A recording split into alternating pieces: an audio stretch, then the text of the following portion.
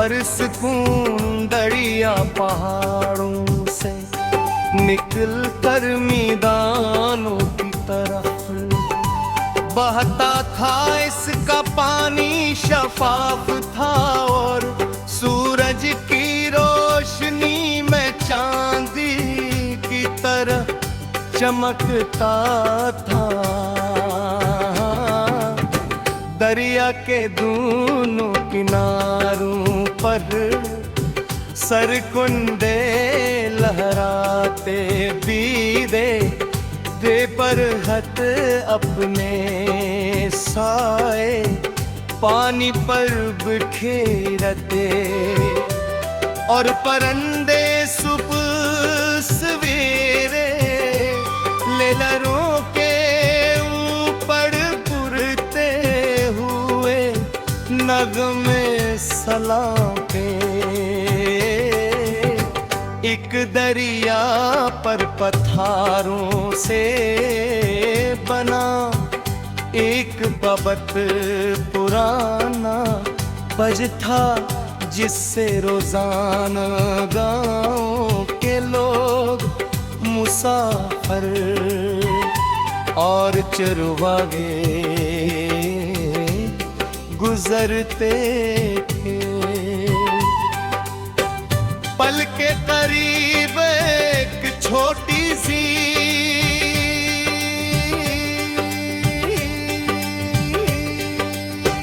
झोपड़ी थी जहाँ एक बूढ़ा शख्स रहता था जिसे सब बाबा ताहिर कहते थे। वो पलता नकबान था अगरचे अब हुकूमत ने सड़क बना दी थी, मगर बाबा तारर रब भी हर सुबह उठकर पल की सफाई करते।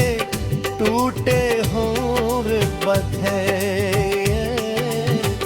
दुरुस्त करके और के नाव पर आई झाड़ियाँ काटते ताकि दाने जाने वालों को कोई तकलीफ हो।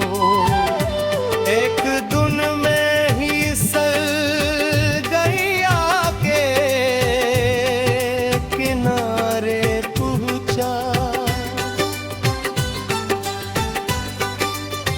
सुबह की ठंडी हवा चल रही थी और पानी की आवाज दिल को सुकून दे रही।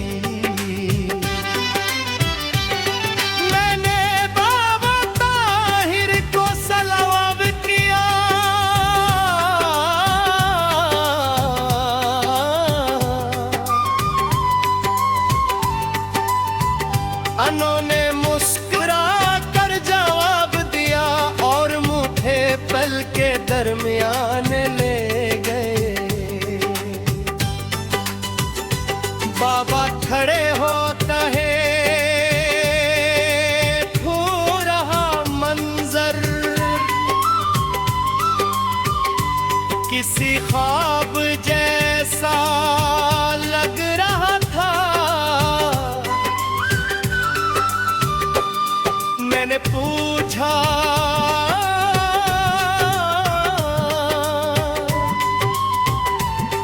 बाबा अब तो लोग नए रास्ते से गाते हैं, फिर आप उस पुराने पल की इतनी देखभाल क्यों करते हैं।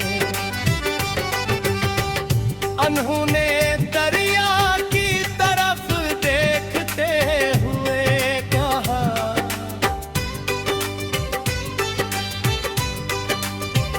पुराने रास्ते कभी बेकार नहीं होते, वो सिर्फ कम याद किए जाते हैं। ये जुमला मेरे दिल में उतर के असी दुराने औरत आस्ता आस्ता चलती हुई पल पर आई, इसके हाथ में लकड़ी की टोकरी थी जो काफी भारी थी। बाबा ताहिर फौरन आगे बढ़े, टोकरी अपने किन्हे दे पर उठाई और न से दूसरी तरफ पहुंचा दिया। औरत ने दुआ गई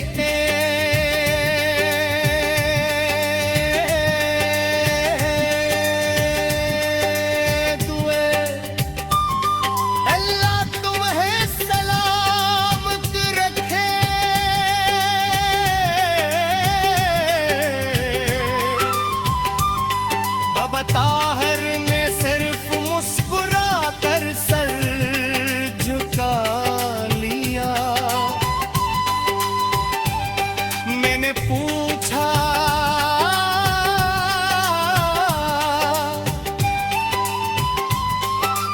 आपने इतनी मेहनत क्यों की?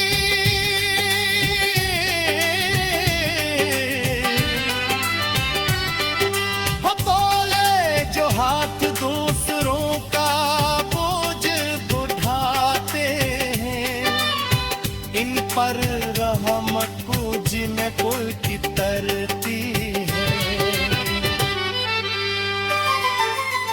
दोपहर के वक्त चंद बच्चे दरिया किनारा खेलने आए, वो पल की दीवार पर चढ़ने लगे। बाबा ताहिर ने कहीं प्यार से नीचे उतारा और कहा, ऊंचाई पर चढ़ने से पहले कदम मजबूत